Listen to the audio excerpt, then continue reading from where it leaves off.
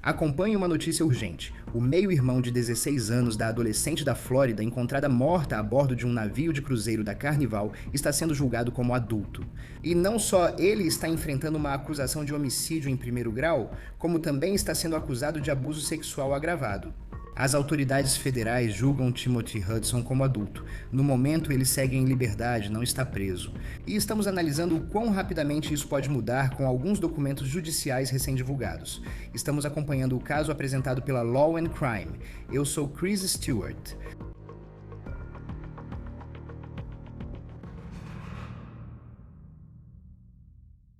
Vamos lá. Hoje temos novidades importantes em um caso acompanhado por muitos de vocês. Anna Kepner, seu meio-irmão, acaba de ser indiciado como adulto por uma acusação federal de homicídio e uma acusação de abuso sexual agravado.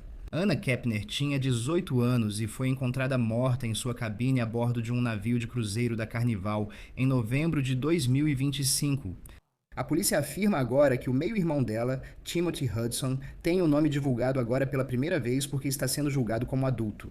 Ele supostamente estava na cabine com Anna Kepner. Obtivemos novos documentos judiciais que levantam uma questão interessante. Agora que essas acusações são públicas e podemos ver o quão graves elas são, esta é a acusação oficial, e Timothy Hudson foi acusado de assassinato e abuso sexual agravado. Ele foi indiciado como menor em fevereiro e morava com um familiar. Agora que as acusações foram divulgadas na justiça para adultos, você deve se perguntar quão provável é que ele fique preso conforme o caso avança. Vou falar com um ex-promotor da Flórida para nos ajudar a responder essa pergunta em breve. Então, quero falar sobre como esse caso vem se desenvolvendo há meses, porque estamos esperando por esse dia há muito tempo. No dia 7 de novembro de 2025, o navio de cruzeiro Carnival Horizon retornava ao porto de Miami. E dentro de uma cabine naquele navio, membros da tripulação encontraram Anna Kepner, de 18 anos, morta. Ela não apareceu para o café da manhã naquela manhã. A família dela ficou preocupada. Os membros da tripulação a encontraram enrolada num cobertor, coberta com colete salva-vidas e supostamente enfiada debaixo da cama. O médico legista de Miami-Dade concluiu que a morte foi por asfixia mecânica causada por uma chave de braço. A autópsia confirmou que ela foi estrangulada até morrer. Agora, aqui está o que sabemos sobre Anna Kepner e o que levou a essa história em 7 de novembro a bordo daquele navio de cruzeiro. Ela era de Titusville, Flórida, a cerca de 3 horas ao norte de Miami, onde foi líder de torcida. Planejava entrar na Marinha após o ensino médio. Ela estava no cruzeiro como parte de uma família recomposta, todos tentando iniciar uma nova tradição. Ela estava com o pai, a madrasta e os 2 filhos da madrasta, além dos avós. Agora, um dos filhos da madrasta, um garoto de 16 anos, Timothy Hudson. Agora, aqui está o que os investigadores apontaram. Anna e Timothy estavam dividindo a cabine onde ela supostamente foi encontrada. E, de acordo com os registros do tribunal, as imagens das câmeras de segurança mostram que ninguém mais entrou ou saiu naquela noite além de Anna Kepner e Timothy Hudson. Durante meses, o FBI permaneceu em silêncio sobre o caso, mas de uma forma muito peculiar, nós soubemos como a investigação estava indo por causa de um caso de guarda não relacionado, que envolvia a madrasta de Anna Kepner e o ex-marido dela. E isso tinha a ver com a guarda de Timothy Hudson, assim como de seu irmão mais novo. E também soubemos durante esse caso de guarda que a mãe de Timothy supostamente admitiu que deixou de dar a ele o remédio para insônia por 2 noites seguidas naquele cruzeiro, incluindo a noite em que Anna morreu. Você deve se perguntar como isso impacta a defesa com o caso avançando. Depois vem fevereiro. E foi aí que pela primeira vez vimos Timothy Hudson indo ao Tribunal Federal. Mas naquele momento não tínhamos certeza sobre o que era o procedimento. Repórteres questionaram Timothy Hudson ao sair do tribunal se matou sua irmã postiça, mas ele não respondeu, assim como seu advogado. E eles simplesmente saíram silenciosamente, com ele de cabeça baixa, coberto por um chapéu e um capuz. O que ocorreu no tribunal naquele dia segue incerto, pois o caso foi mantido em sigilo, já que naquele momento ele respondia como menor. E a pergunta de todos: ele seria acusado como menor neste caso, onde seria liberado aos 21 anos se fosse considerado culpado? Ou esse caso iria para a justiça comum? E agora temos nossa resposta hoje, e ela veio como uma bomba, já que estamos vendo alguns documentos judiciais recém-divulgados que estão mudando o panorama de como esse caso pode se desenrolar. Segundo uma acusação substitutiva apresentada em 10 de março no Tribunal Federal de Miami e recém-divulgada, Um grande júri federal acusou formalmente Timothy Hudson de homicídio premeditado, alegando que Hudson, abre aspas, cometeu e tentou cometer um assassinato de forma consciente e ilegal. Isso significa o assassinato intencional, deliberado, malicioso e premeditado de AK, claro, iniciais de Anna Kepner, com dolo, ou seja, ele supostamente planejou o crime, não foi apenas um ato impulsivo. A segunda acusação é abuso sexual agravado. E eu vou te dizer, porque enquanto acompanhávamos a história, houve reportagens citando uma autópsia que dizia que não havia sinais de trauma sexual em Anna Kepner. Ao que parece, as autoridades pensam o oposto devido à gravidade da acusação, que pode levar à prisão perpétua se ele for condenado. Sei que ainda temos um longo caminho pela frente. Na acusação, alega-se que Hudson, abre aspas, conscientemente fez com que AK participasse de um ato sexual e fez isso usando força contra AK. Segundo a lei federal, isso é grave. Por isso, os promotores pediram que ele fosse julgado como adulto. Se condenado, pode pegar prisão perpétua para ambas as acusações. Ainda há um longo caminho a percorrer. Quero deixar claro que, por hora, são apenas alegações e Timothy Hudson será presumido inocente. Mas aqui está o que torna esse caso juridicamente significativo. Hudson tinha 16 anos na época em que tudo isso supostamente aconteceu e agora está sendo julgado como adulto. A decisão se tornou definitiva em 10 de abril, há apenas 3 dias, quando um juiz federal transferiu o caso para a Vara Criminal de Adultos e tornou público o registro do tribunal. Estamos descobrindo quantas evidências o governo tem no caso. Segundo um documento divulgado hoje, os promotores federais entregaram à defesa autópsia, fotografias e radiografias, o relatório completo do médico legista com anotações e a extração do celular de alguém que acredita-se ser o pai de Anna. 4 vídeos de câmeras corporais dos delegados do xerife de Miami-Dade e linhas do tempo do FBI feitos por um agente especial do caso. E eles também têm arquivos Faro. Essas são imagens de tecnologia de reconstrução de cena de crime em 3D que mostram supostamente como o corpo de Anna foi encontrado naquela cabana. Tudo isso é significativo para o andamento deste caso e sugere que o governo está construindo um caso muito detalhado. Agora, para entender o caso, vamos falar sobre a família e suas dinâmicas, pois é um pouco complicado.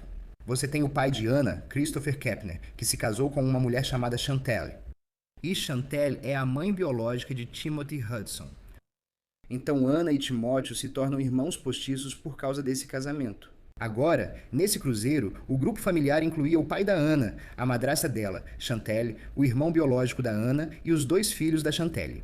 Você tem Timothy, que tem 16 anos, e ele tem um irmão de 14 anos. Agora, 3 adolescentes em uma cabine e os adultos supostamente morando do outro lado do corredor durante esse cruzeiro.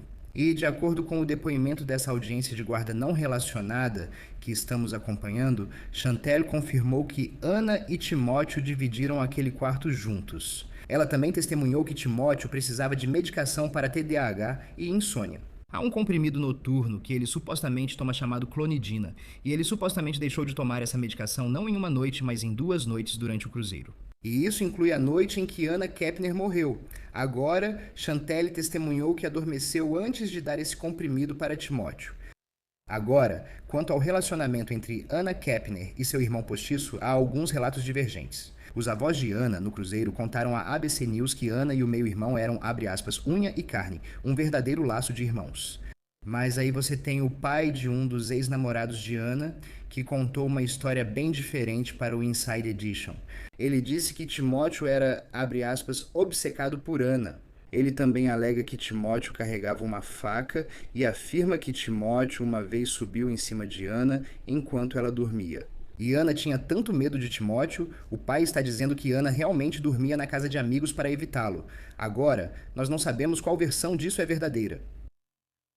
Não sabemos em qual versão os investigadores acreditam, mas há acusações muito sérias aqui. E está claro que a dinâmica familiar é central para entender o que pode ter acontecido naquele navio e naquela cabine. Agora, isso nos traz de volta a pergunta com a qual abrimos aqui hoje, porque agora que Hudson está enfrentando a possibilidade de prisão perpétua, ele está enfrentando acusações incrivelmente sérias, assassinato premeditado em 1º grau e abuso sexual agravado. Hoje, ele ainda está em liberdade. E muitas pessoas estão se perguntando por quê, então aqui está o ponto principal. Hudson foi originalmente liberado sob a Lei de Delinquência Juvenil, com regras e padrões diferentes, mas agora ele é considerado adulto perante o tribunal. E o governo diz que aquelas regras antigas não se aplicam mais. A situação ficou mais complicada porque também obtivemos uma nova petição apresentada hoje pelos promotores federais, solicitando ao juiz que revogue a liberdade de Timothy Hudson e o coloque em detenção preventiva antes do julgamento. Se o juiz aceitar a petição, Hudson pode ser preso em poucos dias. Segundo registros do tribunal, Timothy Hudson está livre, mas isso pode mudar. Recebemos hoje, 13 de abril, a petição dos promotores federais pedindo ao juiz a revogação imediata da liberdade dele. Segue o argumento deles conforme o documento do tribunal. Afirmam que Hudson foi solto com base na Lei de Delinquência Juvenil, que tem regras distintas. Agora que ele foi transferido formalmente para responder como adulto, eles dizem que a Lei de Delinquência Juvenil não se aplica mais. Em vez disso, eles dizem que agora passa a valer a Lei de Reforma da Fiança. E, sob a Lei de Reforma da Fiança, os promotores escrevem, abre aspas, que Hudson é um perigo para os outros e deve ser mantido em detenção preventiva antes do julgamento. E eles continuam dizendo que não há garantia de que qualquer tribunal poderia ter de que quaisquer condições ou combinação de condições seriam suficientes para impedir que o réu representasse perigo para outras pessoas. Para saber onde ele está, registros do tribunal mostram que Hudson mora com o tio no centro da Flórida. Ele está com monitoramento por GPS e proibido de ficar sozinho com menores de 18 anos, e aqui está outra coisa que acabamos de descobrir nesses documentos de hoje. O tio de Timothy precisava ir a um retiro da igreja com seu filho. Então, a defesa pediu uma modificação temporária, permitindo que Hudson ficasse com sua tia e até fosse trabalhar com seu pai, que administra uma empresa de jardinagem. Agora, o governo não se opôs ao pedido. Um juiz concedeu. Essa modificação esteve em vigor de 8 de abril até hoje, 13 de abril, o que significa que hoje essas permissões especiais expiram. Ele retorna às condições originais, mas você deve se perguntar, isso importa? Pois agora o governo quer revogar totalmente sua liberdade provisória. O juiz ainda não decidiu sobre a petição, mas o governo solicitou uma audiência para apresentar seu caso, levando à próxima pergunta. Por isso trouxemos nosso convidado. O que acontece agora? Um juiz revoga mesmo a liberdade provisória desse jovem de 16 anos que pode pegar prisão perpétua em penitenciária federal? Como isso altera a estratégia jurídica das duas partes? Agora, do sul da Flórida, recebemos o ex-promotor de Palm Beach, Dave Ehrenberg, para comentar o caso. É sempre um prazer tê-lo no Law and Crime. Já falamos sobre esse caso antes, parecia que toda semana aguardávamos essa notícia, e hoje ela chegou. O que mais chama sua atenção nas acusações que o governo federal está fazendo contra o jovem de 16 anos, Timothy Hudson? Bom estar de volta, Chris. Acho que é agressão sexual. Essa informação é nova. Não sabíamos da extensão porque o governo federal precisa de nexo para tipificar como crime federal. Eu sei que é em alto mar, mas normalmente não acusam só de homicídio comum, e sim homicídio cometido durante outro crime, e esse outro crime é agressão sexual. Também o acusam de homicídio premeditado. Isso normalmente é um crime estadual, não federal. Mas acho que para mim a maior surpresa é a acusação de agressão sexual. Acho que as pessoas presumem que por terem uma relação de irmãos isso era improvável. Mas lembre-se, é uma irmã postiça. E já havia algumas acusações das quais sabíamos sobre o irmão postiço. E as acusações foram feitas pelo ex-namorado da vítima que achava que algo impróprio estava acontecendo com esse cara. Então, o fato agora é que os federais devem ter evidências suficientes para fazer a acusação, porque eles só podem acusar eticamente aquilo que acham que podem provar a um júri, além de qualquer dúvida razoável. Sim, e sabe, só para voltar um pouco, porque houve algumas reportagens que saíram enquanto todos tentavam entender melhor esse caso, dizendo que não havia sinais de agressão sexual. Segundo o Departamento de Justiça, isso não era verdade. Eles acreditam que há. E aí você tem, sim, a história sobre o irmão postiço e pessoas que achavam que ele era, sabe, nas palavras delas, um pouco, acho que, obcecado por Anna Kepner, foi o que disseram. E então você meio que vê isso se desenrolando. Atualmente não temos uma denúncia criminal detalhando a narrativa. Ele tem 16 anos e, sabe, você é menor de idade até os 18 normalmente. Por que ele seria julgado? Eu sei que esses são crimes graves, mas qual é realmente o critério para julgá-lo como adulto em vez de mantê-lo como menor? Como menor, é inconstitucional pedir pena de morte, então isso não se aplica. Mas por que processá-lo como adulto? É porque o sistema de adultos está melhor preparado para lidar com um suposto crime muito violento como esse. Porque se você for acusado como menor, o sistema de menores geralmente só tem jurisdição até os 21 anos de idade. Estamos falando de alguém que pode ser considerado culpado e libertado aos 21 anos, e é por isso que ele não está totalmente preparado para lidar com algo assim. O sistema de adultos tem mais flexibilidade, onde eles poderiam impor punição e reabilitação a alguém por meio de uma pena híbrida, cumprir parte do tempo em instituição para menores e depois ser transferido para uma de adultos. Mas se você julgá-lo apenas no tribunal de menores, então você está limitando sua jurisdição e praticamente garantindo que a justiça não será feita, porque ele será libertado ainda muito jovem. Bem, e sabe, outra parte disso também é que ele está em liberdade desde que tudo isso aconteceu. Supostamente, em 6 de novembro, retiraram o corpo de Anna Kepner do navio, data em que dizem que ela foi morta. E ele não esteve sob custódia desde então. Sabe, nós o vimos no tribunal em Miami em fevereiro, acho que foi isso, e foi quando ele foi indiciado por isso como menor de idade. Ele tem morado com um parente enquanto tudo isso acontecia. Agora ele está sendo julgado como adulto. Sei que o Departamento de Justiça pediu sua detenção preventiva antes do julgamento. Quais as chances disso ocorrer? Essas são duas acusações graves que ele enfrenta, e apesar de ter 16 anos, ficará em detenção preventiva, enquanto o caso segue no sistema judicial de adultos. Certo? Bem, isso depende do juiz. E como as acusações agora são tão graves, é improvável que ele seja liberado para morar com os pais. Normalmente, ao responder por homicídio em primeiro grau, você não é liberado antes do julgamento. Agora, a regra geral é que existe uma tendência a liberar o acusado antes do julgamento. Mas se alguém apresenta risco de fuga ou risco para a comunidade, e se você está sendo acusado de agressão sexual e homicídio, isso basicamente mostra que você é uma ameaça para a comunidade. Você não vai ser liberado antes do julgamento. Então, mesmo que ele ainda seja menor de idade, aqui ele vai ser tratado na justiça para adultos como um adulto.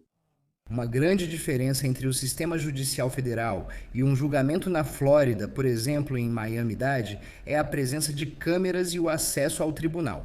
Quais são algumas das outras diferenças agora que isso vai tramitar na justiça para adultos que poderíamos ver em comparação com um processo numa corte distrital? Você quer dizer comparado a um tribunal estadual? Se ele fosse julgado, digamos, pelo promotor estadual do condado de Miami-Dade, como isso aconteceria em comparação com como vai ser agora que ele está, acredito, no Tribunal do Distrito Sul da Flórida? Se você for julgado em um tribunal de menores, as audiências são mantidas em segredo e o foco é na reabilitação, não na punição. Agora, na justiça comum, o foco é a punição e o processo é público. Quero dizer, o público terá acesso aos documentos e saberá mais sobre esse indivíduo do que se ele estivesse no tribunal de menores. Mas a diferença aqui é que, como ele está sendo julgado em um tribunal federal em vez de um tribunal estadual, não haverá câmeras na sala do tribunal. Isso é uma vantagem, eu acho, para a defesa aqui. Acredito que os tribunais federais deveriam se atualizar e liberar câmeras nas salas. Precisamos de mais transparência, especialmente em tempos de desinformação e teorias da conspiração. Mas como ele será julgado como adulto, o público terá mais acesso às informações do que se ele fosse julgado como menor de idade. Mas como ele está em um tribunal federal e não em um tribunal estadual, não haverá câmeras na sala do tribunal. E quanto à possível defesa dele e algumas das reportagens que saíram, uma delas foi que ele disse, acredito que foram os avós dele, em uma entrevista que falaram isso, que ele simplesmente não se lembra de nada do que aconteceu, que ele apagou. Sabemos de uma possível questão com algum remédio para insônia que ele usava. E sabemos disso por causa de alguns dos processos de custódia que aconteceram envolvendo a mãe e o pai dele. Mas quanto ao argumento de que ele apagou, parece que os promotores têm provas de que ele entrou no quarto onde Anna Kepner foi encontrada morta depois. E algumas das evidências forenses que ainda não conhecemos, especialmente relacionadas ao suposto abuso sexual.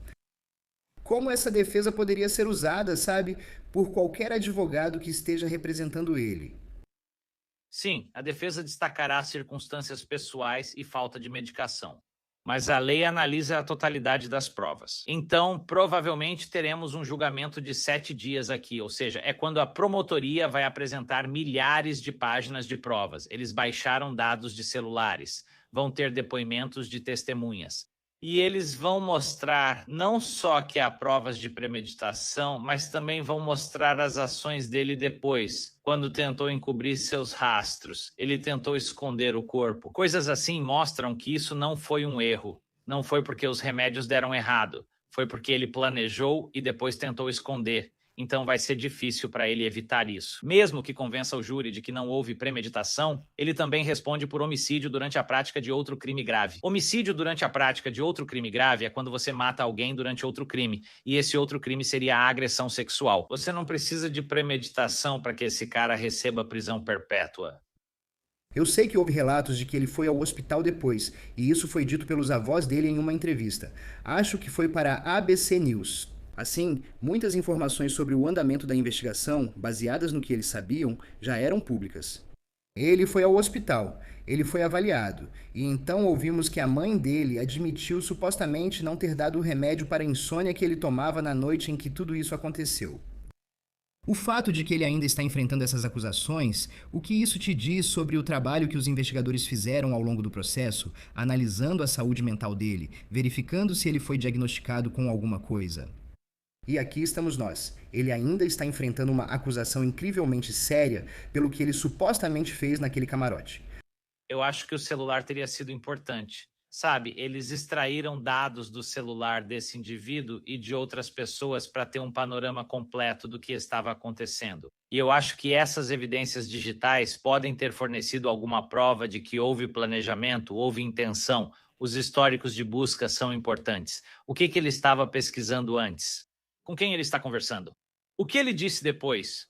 Há muitas coisas que eles vão examinar para mostrar frieza e deliberação, em vez de apenas uma reação por não receber a medicação. Então, eu acho que vai ser muito difícil para ele evitar uma defesa de insanidade, sustentar a insanidade mental ou alegar que não sabia o que estava fazendo, que não planejou, que não pensou sobre isso, que foi uma reação, como se um monstro tivesse entrado nele.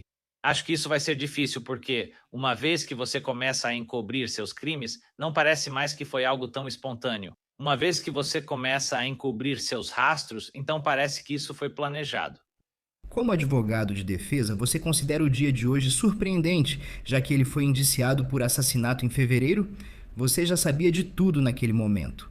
Quero saber como é para um réu e sua equipe nesse momento, especialmente após fevereiro, quando já se conhecem as acusações que ele enfrentará. Naquele momento, o caso estava na vara da infância e da juventude. Bem, acho que o que surpreende é que a agressão sexual está incluída. Isso era algo sobre o qual todos nós estávamos inseguros porque sabíamos que houve um assassinato. Então consigo entender a acusação de assassinato, mas a agressão sexual, isso é algo novo. Mas quanto aos advogados de defesa criminal, eu apostaria que eles já estavam cientes disso com antecedência. Geralmente eles não são pegos de surpresa. Eles sabem com base no rumo do caso, nas intimações, no tempo que leva para investigar e nos vazamentos do gabinete do promotor federal dos Estados Unidos que estavam preparados para isso. Aposto que disseram ao cliente que ele seria acusado de assassinato e talvez agressão sexual, pois sabem o que houve. Eles informaram ao cliente que não seria no tribunal de menores, então não acredito que os advogados de defesa foram surpreendidos. Talvez a família tenha sido pega de surpresa porque eles parecem ainda viver em uma bolha, dizendo como o relacionamento entre os irmãos postiços era maravilhoso, Certo. quando na verdade era bem diferente. Sim, eu me lembro da frase, acho que foi a avó que disse que eles eram unha e carne. E, sabe, olhando para as acusações agora, é difícil acreditar nisso. Claro, a forma como as pessoas parecem aos membros da família, às vezes pode ser bem diferente da realidade. Se ele for considerado culpado, antes de falar sobre punição, só penso nos promotores. Há vídeo dele, ela entra no quarto, ele também, e ela é encontrada na manhã seguinte. Debaixo da cama neste camarote e ele sai do quarto. Tipo, parece que de certa forma você poderia olhar de fora e dizer que era um caso bem simples e direto. Qual o nível de confiança dos promotores agora? Eu sei que nenhum caso é 100% certo, mas parece uma narrativa bem direta que eles poderiam apresentar sobre o que aconteceu dentro daquele quarto. Sim, ele foi o último a vê-la e estar com ela viva. Você está em um cruzeiro, não no meio do nada. Há câmeras por todo lado. Cartões de acesso registram quem passou por onde e quando. É difícil cometer esse crime em um navio de cruzeiro sem ser pego. E quando perguntaram a ele sobre suas ações na noite anterior, quando o interrogaram, ele disse que não se lembrava. Não é exatamente o que você diria se estivesse proclamando sua inocência. Acho que eles têm esse cara nas mãos. Uma grande questão era se ele conseguiria usar a desculpa da medicação e da idade, porque ele é menor de idade a seu favor, mas aparentemente não. Não. Se ele for considerado culpado dessas acusações, e vamos ver como isso se desenrola, prisão perpétua é a pena máxima para ambas as acusações. Mas mesmo assim, 16, 17 anos de idade, sabe? Indo para uma prisão federal, como é a vida para alguém tão jovem sendo considerado culpado de acusações tão graves? A lei permite prisão perpétua para menores, mas não pena de morte e ainda exige etapas extras. Não é fácil conseguir prisão perpétua. É preciso considerar as circunstâncias especiais dos menores antes de decidir pela prisão perpétua. E também existe a chance de que esse indivíduo possa ser libertado em algum momento, porque ele tem a oportunidade de uma revisão posteriormente. Então não é prisão perpétua sem possibilidade de liberdade condicional, mas é prisão perpétua. E ele não vai sair nem mesmo nas melhores circunstâncias para ele. Se ele for considerado culpado e receber uma sentença de prisão perpétua, ele não vai sair por décadas. E isso é muito melhor do que o sistema juvenil, porque se ele tivesse sido considerado culpado no sistema juvenil, provavelmente estaria solto quando completasse 21 anos. O que acha da linha do tempo? Sei que no sistema federal tudo é lento. Anna Kepner morreu em 6 de novembro, segundo as autoridades. Aqui estamos em meados de abril e agora ele está enfrentando acusações como adulto. O que você acha dessa linha do tempo até chegarmos a esse ponto? Os promotores têm uma chance só porque existe um prazo para julgamento rápido que começa a contar assim que você acusa alguém. Se você acusa alguém cedo demais e não está pronto, a defesa pode pedir julgamento rápido e você terá que ir a julgamento sem estar totalmente preparado. Eles não queriam que isso acontecesse. Estamos falando de um caso de assassinato aqui. Então, é melhor desacelerar e atrasar no início do processo do que permitir que eles fiquem livres para sempre no final. Vamos ver o que acontece. Hoje foi um grande acontecimento. Dave Ehrenberg, sempre ótimo tê-lo no Law and Crime. Obrigado por estar aqui. Obrigado por me receber. Isso é tudo por hoje no On The Case da Law and Crime. Inscreva-se no YouTube e siga-nos no Spotify. Também estamos no Peacock. Eu sou Chris Stewart. Até a próxima.